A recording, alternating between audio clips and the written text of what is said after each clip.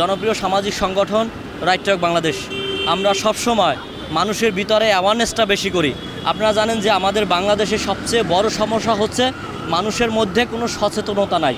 সচেতনতা না থাকার কারণে কিন্তু আমাদের এই দেশের সভ্যতা কিন্তু অনেকটা বিলীন হয়ে গেছে, সেটা বলা যায়। যেমন বহির্বিশ্বের সাথে যদি আমরা তাল মিলিয়ে চলতে চাই, তাহলে আগে আমাদের প্রয়োজন সচেতনতা। এই মানুষগুলো সচেতনতা না। রাজধানী শহরে আপনারা জানেন যে একটা যানজটের শহর, এই শহরে প্রতি সেকেন্ডে সেকেন্ডে গাড়ি চলাচল করে, কিন্তু মানুষগুলো ফুটওভার ব্রিজ থাকা সত্ত্বেও ব্যবহার করে না। তারা সেই রাস্তার মধ্য দিয়ে দৌড় দেয় জীবনের ঝুঁকি নিয়ে। অসংখ্য দুর্ঘটনা ঘটেছে এই ফুটওভার ব্রিজ না পার হওয়ার কারণে, রাস্তার মধ্যে থেকে দৌড় দেওয়ার কারণে।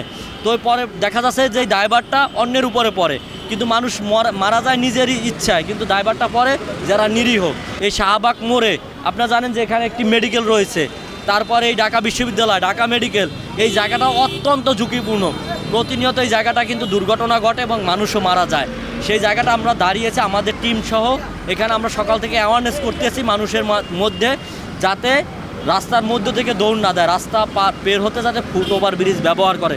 কিন্তু এখানে অসংখ্য শিক্ষিত মানুষ, যারা এখানে ডক্টরও আছে, নার্সরাও আছে, স্টুডেন্ট আছে, ঢাকা বিশ্ববিদ্যালয়ের শিক্ষার্থীরা আছে, তারা নিজেরাই আইন মানছে না, তারাই রাস্তার মধ্য থেকে দৌড় দিচ্ছে। আমরা তাদেরকে জিজ্ঞেস করলে তারা নানা ধরনের আমাদেরকে উল্টো প্রশ্ন করছে।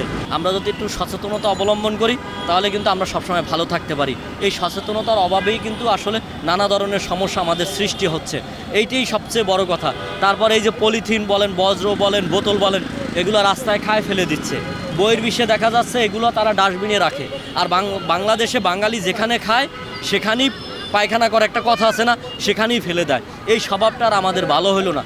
আমরা যতটা সম্ভব রাইট টু ওয়ার্ক বাংলাদেশ সবসময় চেষ্টা করে যে এই অ্যাওয়ারনেসটা অব্যাহত থাকবে, কারণ সচেতনতার কোনো বিকল্প নাই। একটি সুস্থ সমাজ, সুস্থ দেশ, একটি সভ্য দেশ, সভ্য জাতি গড়তে হলে সচেতন থাকতে হবে আগে। আমি যদি সচেতন থাকি তাহলে আমি বেঁচে যাব।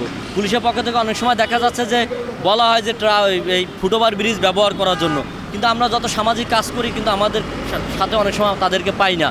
আমরা যদি তাদেরকে পাই তাহলে ইনস্ট্যান্ট কিন্তু এই যে যারা আইন অমান্য করে, যারা রাস্তা পের হয়, তাদেরকে কিন্তু আমরা ইনস্ট্যান্ট জরিমানা করতে পারি, আইনগত ব্যবস্থা গ্রহণের জন্য বরং তাদের জন্য আরও প্লাস পয়েন্ট। কিন্তু তারা তাদের সামনে থেকেই পের হচ্ছে, তারা কিছু বলছে না।